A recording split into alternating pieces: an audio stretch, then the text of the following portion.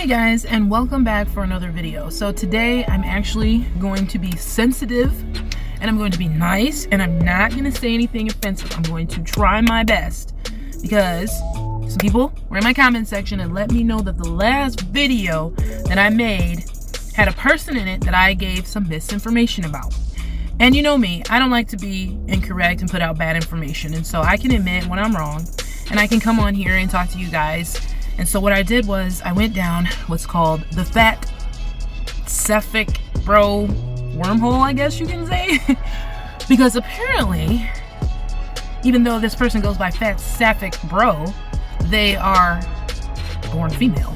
They are just transitioning into a male. And I assumed they were a gay man. Like, listen, your girl is still learning, okay? I'm 35 years old and I still have a lot to learn, and I will be the first to admit that. So, if you're here, don't forget to like and subscribe because it's free and doesn't cost you nothing. And it makes me really happy. And if you like to do that, you're the best in the world. Alright, so anyways, let's go ahead and watch a little bit of background information and I'll give you my feedback. Let's go. And I am, believe it or not, 0 days on testosterone. I have polycystic ovary syndrome. If you don't follow me and don't know, that's where all this facial hair comes from. My natural testosterone level is quite high. I am non-binary. My name is Jaden or Soliloquy. I go by either. And tomorrow at 12:30 p.m. I will take my first testosterone shot. I didn't think that I was ever going to go through with any medical transitioning, but apparently my brain has latched on to wanting the voice drop and the evening out of the facial hair and whatnot. So I'm going to be starting T. And so I wanted to have a little bit of a record of my voice change, of my body change, of all of that, because there's such little representation of super fat folks. So I am a super fat, AFAB, non-binary person who is starting testosterone tomorrow. And mind you, that video that we just saw was found on Instagram and it's from about 2 years ago. So basically the person has already been on testosterone for a while now and been transitioned into male. I just, like I said, I didn't know it was a female who had PCOS, so I do apologize because I just, again, thought it was just a really soft dude. Like, but apparently she's just a really hard woman. Like, I'm sorry. I don't, when it comes to this transitioning stuff, you guys, I just personally don't agree with it. I think you should just be born in the skin you are in. And maybe that's easy for me because I'm female, born female, and I look female. Well, to most people, but I do know one person that thinks I have an ugly man face, and you guys have seen that video before. And stuff like that, and people like, assume that I'm female, when looking at me, and so maybe my, opinion on that is skewed. Because if I was the type of person that grew in a full beard and my voice was pretty deep and people mistook me for a male all the time, then maybe my thoughts on this would be different. It's better to just go by what you genetically are and what you have between your legs, because I mean, ultimately, guys, that's what matters. And by the way, you guys, I am pregnant. I'll be getting an ultrasound next month and we'll be finding out the gender of this one, but that's a side note. Anyway, it's like they tell you, like, okay, there's a coochie there, so therefore it's a female, or you see a little something standing up, that's a male, you know what I mean? So it's like, I just don't get the whole, just because you dress a certain way or your voice inflection is a certain way, that means you're that. Like, no, I'm pretty sure biology exists and you're either male or female and there is no in between, you know what I'm saying? Like, unless you're like an hermaphrodite, and in those rare cases, then yeah, you are an in-betweener. And I can't speak for them because I've never met one, never seen one, and hopefully I never do. But, I just was in shock about that. I was like, whoa, that's a female? That is a lot of facial hair. But apparently this person is happy, with it. They want to be a man now, and they've gone and got the testosterone, so maybe they will be even more male. Who knows what other surgeries they're going to get, top surgery, maybe to remove the breasts, and they may even get like one of those, penises put on. I don't know, but I still don't think that's going to change what you biologically were born. Like I said, I don't want to be mean, but this is just how I see it. So, like I said, that's just crazy. But moving on. There's a whole plethora of things that doctors will refuse if you refuse to lose weight. We're also talking about when a doctor does not want to look at any other cause for a problem other than weight. Can weight have an impact on certain health conditions? Yes, of course. And having those conversations is perfectly acceptable. But it is not okay to completely deny and withhold treatment for a fat person until they lose weight.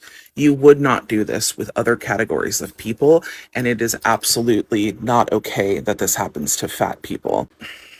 I personally do not think that being fat in and of itself is a health condition, but a lot of people do, and a lot of people compare obesity to smoking.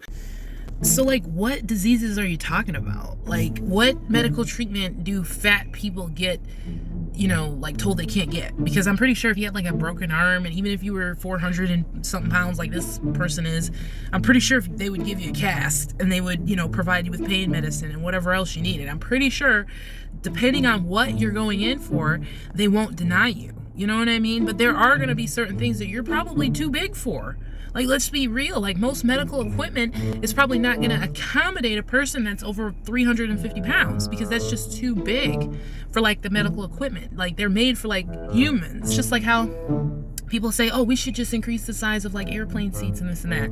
Well, they'll be losing money because not everybody needs a seat that big. Why should medical people be forced to make equipment and things to accommodate you when you can just do what's better for you overall and just lose the weight? Like, you can't justify this. You can't justify obesity. These are the same fat people that claim, well, I used to be able to run track, and I used to be able to play tennis, and I used to do this and that, but you're 400 and something now.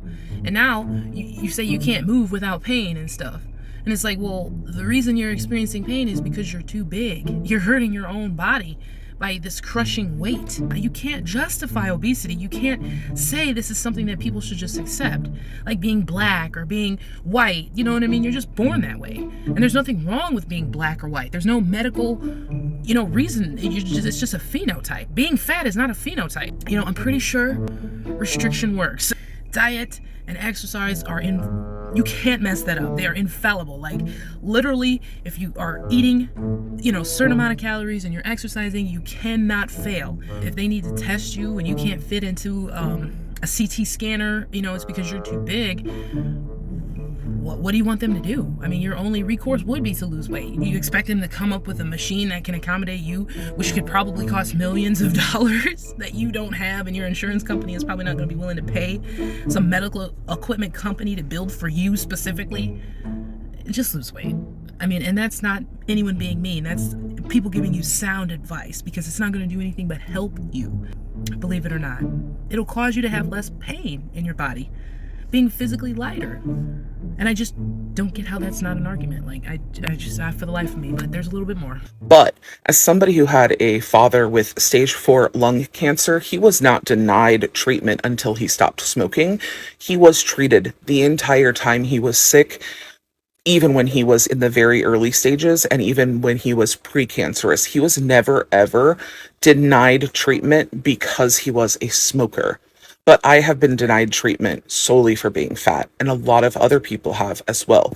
This is what we mean when we talk about medical fat phobia. I'm just going to argue with that really quick, because I do know for a fact that you can be denied bariatric treatment if you're a smoker.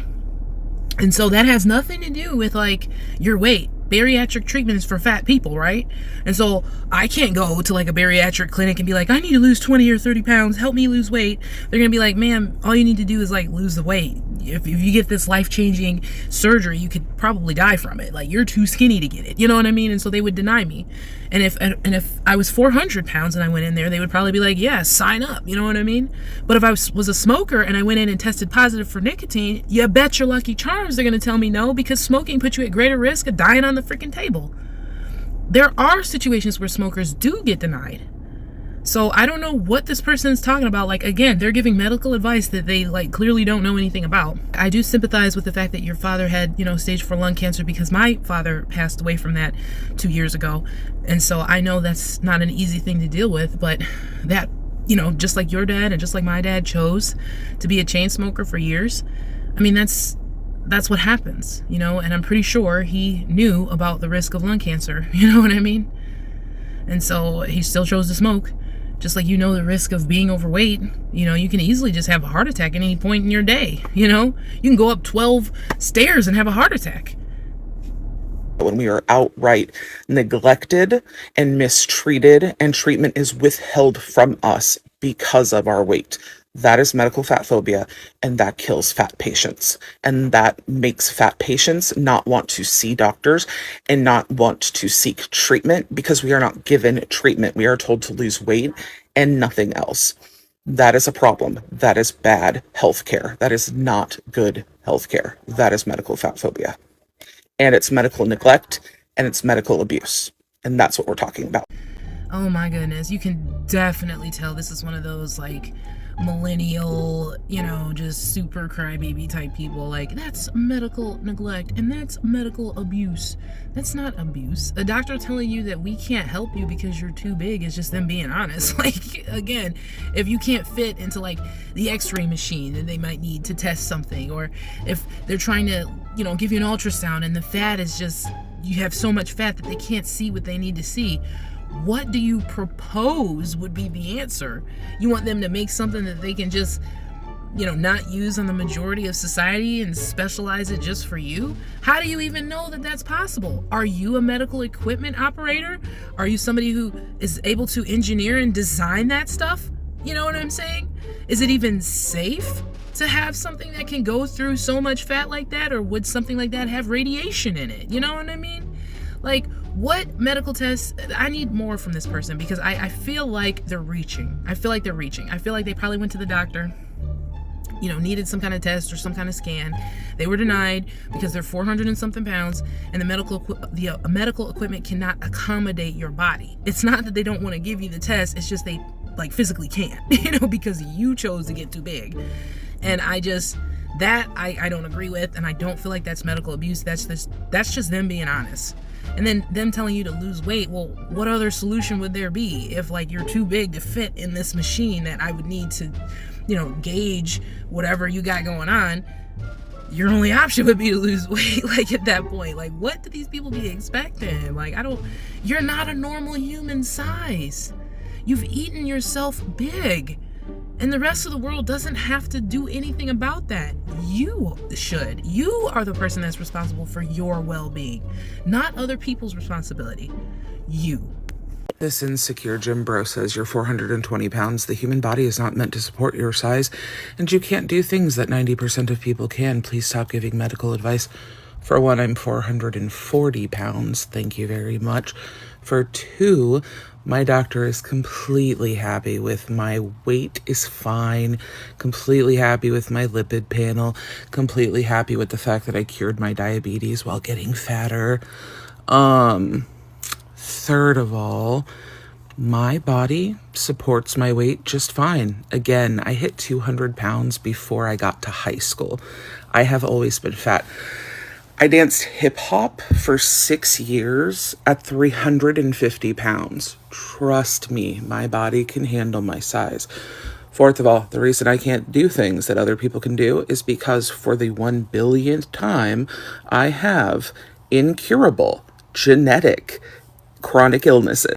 It's like this person just literally contradicted themselves in this last one. Like, what is it? Are you healthy or are you not? You know what I'm saying? Like, they're making it seem like they're such healthy, fine people. Their body is able to support all this weight. But I'm also looking at a very young face. This person is probably younger than me. You know, and I'm not like super young or anything. I'm 35 again. But this person's probably younger than me. You know, and if they're not, we might be around the same age or something. But that's a contradicting statement. You're fine. Your doctor has no problem with you. You don't have diabetes and all this and that. But you still have an incurable chronic illness. So what are you? Are you healthy or are you not? Like, I'm confused. I'm just really confused off that last video. And then you say you're happy with your doctor's happy with your weight, but you've also been mistreated and medically abused. So what is it here, sir, ma'am? Like, what is it that you're trying to convey? That you're healthy? By whose standard? Like, whose standard are we gauging it by? Because 440 pounds and you're a woman, kind of? That's a lot of freaking weight. And you know, before the people come for me in the comments, yes, your girl is, you know what? Your girl is not skinny by any stretch of the imagination, okay? I am not. I'm also 4 months pregnant. So, yes, I can probably stand to lose like a good 30 pounds. But I'm not trying to right now because that could damage me and my child. So, the weight loss, journey that I was on had to be put on pause because I was on a weight loss journey because I had a child 8 months ago and I'm currently pregnant again 4 months. So, my body is going through a lot, okay? So, again, being overweight, being obese are two different things. I don't think I'm medically unsafe at my current weight. This person is going to be considered medically unsafe. 440 pounds and you're trying to justify it, Fatsapphicbro, whatever, Caden, or whatever she said her name was, he said his name. I don't know what to call you. He or she or they. You say you're non-binary, you go by they. You know what? In your case, I will accept the they thing because your weight is enough to be multiple people, so I will accept that for you. At 440 pounds, don't play with me, you big. But anyway, I did say I wasn't gonna be too mean, so let me go ahead and stop myself before I say too much. But yeah, this was the wormhole that I found myself in, a very, very big pot of confusion. That's what this whole person and their channel is, and it's sad. It's sad that this is the world we live in, that people are just so confused about life. They don't know what gender they are. They don't know what's healthy, what's not healthy. Whew, the mental breakdown of society. Here it is, 2024, and we're watching it right before our eyes. You guys leave me a comment, tell me what you think about this whole thing. Am I wrong? Am I harsh or judgmental? Or is this person a big freaking melting pot of confusion? You let me know. I appreciate you for watching, and I will see you next time.